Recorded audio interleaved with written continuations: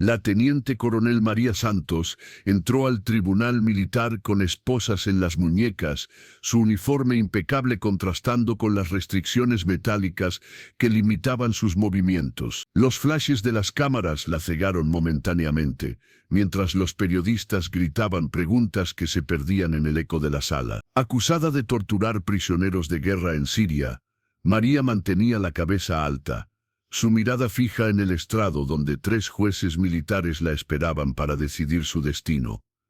«El tribunal está en sesión», anunció el general Rodríguez, presidente del panel judicial. La acusada, teniente coronel María Santos, está acusada de violación del Código de Justicia Militar, específicamente tortura de prisioneros enemigos en violación de las convenciones de Ginebra. María se puso de pie cuando le indicaron, su postura militar perfecta a pesar de las esposas. A sus 38 años había servido en 3 zonas de conflicto, ganándose el respeto de sus subordinados y superiores por igual. Nunca había imaginado que estaría aquí, acusada del crimen más vil que un soldado podía cometer. «¿Cómo se declara la acusada?», preguntó el general Rodríguez. «No culpable, su señoría», respondió María con voz firme. El fiscal militar coronel Alejandro Herrera se levantó de su mesa. Era un hombre corpulento con bigote gris y ojos que habían visto demasiadas cortes marciales. En sus manos tenía una carpeta gruesa llena de evidencia que había estado construyendo durante meses. «Su señoría, la evidencia contra la teniente coronel Santos es abrumadora», comenzó Herrera, su voz resonando en la sala llena. «Tenemos testimonios de múltiples testigos, fotografías del lugar de los hechos y reportes médicos detallando las lesiones infligidas a los prisioneros bajo su custodia». María sintió que su estómago se apretaba. Había visto la evidencia durante la preparación del caso con su abogado defensor, el mayor Carlos Mendoza. Las fotografías eran perturbadoras, prisioneros con marcas de golpes, quemaduras y otras señales de abuso sistemático. Pero ella no recordaba haber estado presente durante esos eventos. «Llamamos a nuestro primer testigo», continuó Herrera, Ahmed al-Rashid, exprisionero de guerra. Un hombre de mediana edad entró a la sala, caminando con una ligera cojera. Sus ojos se movieron nerviosamente por la habitación antes de fijarse en María. Había cicatrices visibles en sus manos y cuello, testimonios silenciosos del tratamiento que había recibido. «Señor al-Rashid», dijo Herrera después de que el testigo jurara decir la verdad, «¿reconoce a alguien en esta sala?». Al-Rashid miró directamente a María, sus ojos llenándose de lo que parecía ser memoria traumática. Pero entonces su expresión cambió a confusión. «Veo a una mujer en uniforme militar», dijo lentamente. «Pero ¿qué, señor al-Rashid? Esta no es la mujer que me torturó». Un murmullo recorrió la sala como una onda eléctrica. El general Rodríguez golpeó su martillo para restaurar el orden. «¿Está seguro?», preguntó Herrera, claramente sorprendido por la respuesta. «Completamente seguro. La mujer que me interrogó y me torturó tenía el mismo rango, el mismo uniforme, pero era diferente, más alta, cabello más claro, una cicatriz en la mejilla izquierda». Al-Rashid señaló hacia María. «Esta mujer no es quien me causó estas heridas». El fiscal Herrera se quedó sin palabras por un momento, consultando frenéticamente sus notas. «Su señoría, solicito un receso para revisar el testimonio del testigo». «Solicitud denegada», respondió el general Rodríguez. «Continúe con su interrogatorio». María sintió una mezcla de alivio y confusión. ¿Cómo era posible que hubiera otra mujer con su mismo rango involucrada en estas atrocidades? ¿Y por qué toda la evidencia apuntaba hacia ella? «Señor al-Rashid», continuó Herrera, tratando de mantener el control, «es posible que esté confundido. Han pasado 2 años desde estos eventos». «No estoy confundido», respondió al-Rashid firmemente. «Uno no olvida la cara de quien le causa tanto dolor. Esta mujer», señaló de nuevo a María, «nunca la había visto antes en mi vida». El abogado defensor de María, el mayor Mendoza, se puso de pie. Su señoría, solicito que se retire inmediatamente todos los cargos contra mi cliente basándose en este testimonio. Solicitud denegada, dijo el general Rodríguez. El fiscal puede continuar con otros testigos. Herrera llamó a su segundo testigo, el sargento Luis Morales, quien había estado presente en la prisión durante el periodo en cuestión. «Sargento Morales», preguntó Herrera, «¿reconoce a la acusada?» Morales miró a María cuidadosamente. «Reconozco el rango y la insignia, señor. Pero hay algo extraño. La oficial que estuvo a cargo de los interrogatorios tenía características físicas diferentes. Diferentes como, más alta quizás 5 centímetros. Cabello rubio, no castaño como la acusada. Y definitivamente tenía una cicatriz prominente en la mejilla izquierda». El murmullo en la sala se intensificó. María comenzó a entender que había algo más profundo ocurriendo aquí. El tercer testigo, un médico militar que había tratado a los prisioneros, confirmó el mismo patrón. Había visto a una mujer oficial torturar prisioneros, pero esa mujer no era María Santos. Su señoría, se levantó el mayor Mendoza. Es claro que ha habido una confusión de identidad. Mi cliente ha sido falsamente acusada. Pero el general Rodríguez tenía una expresión preocupada. Mayor Mendoza, acérquese al estrado junto con el fiscal. Ambos abogados se acercaron para una conferencia privada con el panel de jueces. «Caballeros», murmuró el general Rodríguez, «tenemos un problema serio. Si estos testigos están diciendo la verdad, significa que alguien ha estado operando usando la identidad de la teniente coronel Santos. ¿Qué sugiere su señoría?», preguntó Mendoza. «Sugiero que investiguemos más profundamente antes de continuar con este juicio». En ese momento, un oficial de inteligencia militar entró a la sala y se acercó al estrado con un sobre sellado. El general Rodríguez leyó el contenido, su expresión volviéndose grave. «Este tribunal se suspende por 2 horas», anunció. «Todos los presentes deben permanecer en el edificio». Durante el receso, María fue llevada a una sala de espera, donde finalmente pudo hablar libremente con su abogado. «¿Qué está pasando?», preguntó María. «Parece que alguien ha estado usando tu identidad para cometer estos crímenes», respondió Mendoza. «La pregunta es quién y por qué. Pero ¿cómo es posible? Mis órdenes de despliegue, mis registros militares, todo indica que estuve en Siria durante ese periodo. Eso es exactamente lo que hace esto tan siniestro. Alguien con acceso a registros militares de alto nivel ha construido una coartada perfecta para incriminarte».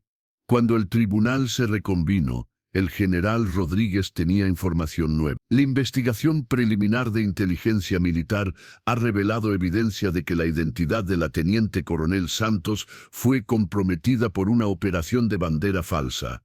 «¿Bandera falsa?», preguntó el fiscal Herrera. «Una operación diseñada para parecer que fue conducida por personal militar español, cuando en realidad fue llevada a cabo por agentes de otra nación o grupo». El oficial de inteligencia que había entregado el sobre anteriormente se acercó al estrado. «Mayor García, inteligencia militar», se presentó. «Nuestros análisis forenses de las fotografías y videos de los interrogatorios muestran inconsistencias digitales que sugieren manipulación». María sintió como si el suelo se moviera bajo sus pies. «¿Está diciendo que las evidencias fueron falsificadas?»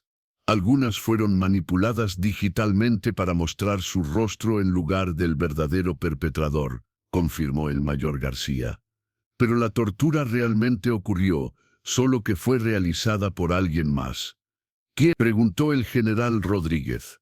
«Estamos investigando, pero creemos que fue una operación conducida por una organización mercenaria internacional contratada para desestabilizar las operaciones de mantenimiento de paz españolas en la región». El patrón comenzó a tener sentido para María. Había estado en misiones humanitarias legítimas, mientras alguien más usaba su identidad para cometer atrocidades que mancharían la reputación del ejército español. «Su señoría», intervino el mayor Mendoza, «solicito que todos los cargos contra mi cliente sean retirados inmediatamente». Antes de tomar esa decisión, dijo el general Rodríguez. Quiero escuchar el testimonio completo del mayor García. García se acercó al micrófono. La organización responsable se llama Grupo Ares, una compañía militar privada con vínculos a servicios de inteligencia hostiles. Su objetivo era crear un escándalo internacional que dañara la credibilidad de las fuerzas de paz españolas. ¿Cómo obtuvieron acceso a la identidad de la teniente coronel Santos? A través de un agente infiltrado en el Ministerio de Defensa, alguien con acceso de alto nivel que proporcionó documentos auténticos y detalles biográficos. María sintió escalofríos. La idea de que alguien dentro de su propio gobierno había facilitado esta conspiración era aterradora. ¿Han identificado al infiltrado?, preguntó el general Rodríguez. García vaciló. Sí, su señoría. El infiltrado es el coronel Alejandro Herrera. El silencio que siguió fue ensordecedor. Todas las miradas se dirigieron al fiscal, cuyo rostro había perdido todo color. Eso es ridículo, tartamudeó Herrera. Yo soy quien está prosecutando este caso. Exactamente, respondió García. ¿Qué mejor manera de asegurar una condena que controlar tanto la evidencia como la prosecutación? Herrera se puso de pie bruscamente, su mano moviéndose hacia su arma de servicio, pero dos guardias de seguridad ya se habían posicionado detrás de él. Coronel Herrera, dijo el general Rodríguez con autoridad, está bajo arresto por traición, conspiración y obstrucción de la justicia. Mientras escoltaban a Herrera fuera de la sala, el fiscal derrocado gritó: «Esto no ha terminado. Hay otros involucrados, otros más poderosos que yo». El general Rodríguez se dirigió a María.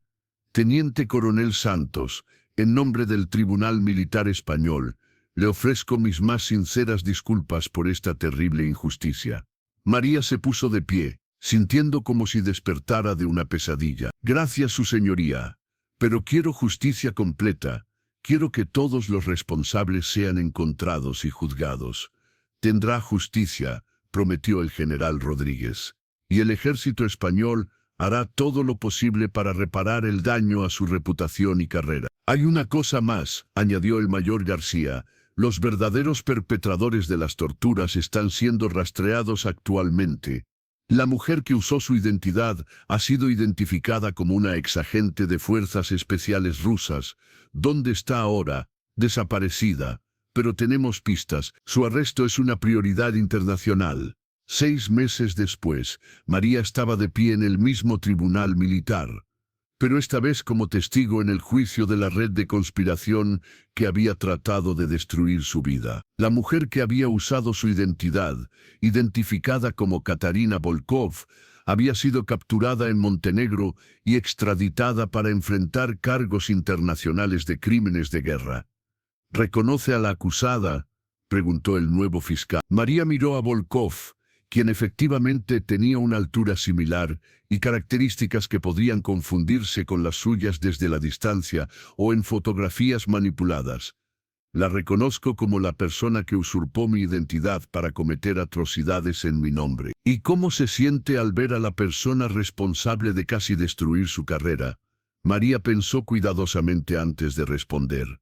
«Siento alivio de que la verdad haya salido a la luz, pero también siento tristeza por las víctimas reales de tortura, cuyo sufrimiento fue usado como arma contra mí y contra mi país». El juicio de Volkov resultó en una condena de cadena perpetua por crímenes de guerra. Herrera recibió 20 años por traición, y María fue promovida a coronel, con una asignación especial para liderar una nueva unidad de contrainteligencia diseñada para prevenir futuras operaciones de bandera falsa. En su discurso de aceptación del nuevo puesto, María se dirigió a un auditorio lleno de oficiales militares y periodistas. «Lo que me pasó podría pasarle a cualquier soldado que sirve con honor. En la era digital, nuestras identidades pueden ser robadas y nuestras reputaciones destruidas por enemigos que nunca vemos venir. Pero también aprendí que la verdad, aunque tome tiempo, eventualmente sale a la luz. Mi experiencia me enseñó que la justicia militar no es solo sobre castigar a los culpables, sino sobre proteger a los inocentes, y que a veces los verdaderos enemigos están más cerca de casa de lo que pensamos». Mientras María salía del podio, pensó en las víctimas reales de tortura que habían sufrido mientras ella era falsamente acusada. Su nueva misión sería asegurar que ningún soldado, español o extranjero, tuviera que pasar por la experiencia de ser falsamente acusado de crímenes que nunca cometió. La justicia había prevalecido, pero el precio había sido alto para todos los involucrados. María había aprendido que en el mundo militar moderno, la guerra no solo se luchaba con armas, sino con información, identidad y percepción pública. Su caso se convertiría en estudio obligatorio en academias militares de todo el mundo, un recordatorio de que en la era de la guerra digital, la primera víctima no era solo la verdad, sino la confianza en las instituciones diseñadas para protegerla. Años después, cuando jóvenes oficiales le preguntaban cómo había sobrevivido a la experiencia de ser falsamente acusada, María siempre daba la misma respuesta: mantén tu honor intacto, confía en el sistema de justicia, y nunca dejes de luchar por la verdad, sin importar cuán oscura se vea la situación. La coronel María Santos había pasado de ser una acusada a convertirse en un símbolo de resistencia contra la injusticia militar, probando que incluso en los casos más desesperados, la verdad podía prevalecer sobre la conspiración y la manipulación.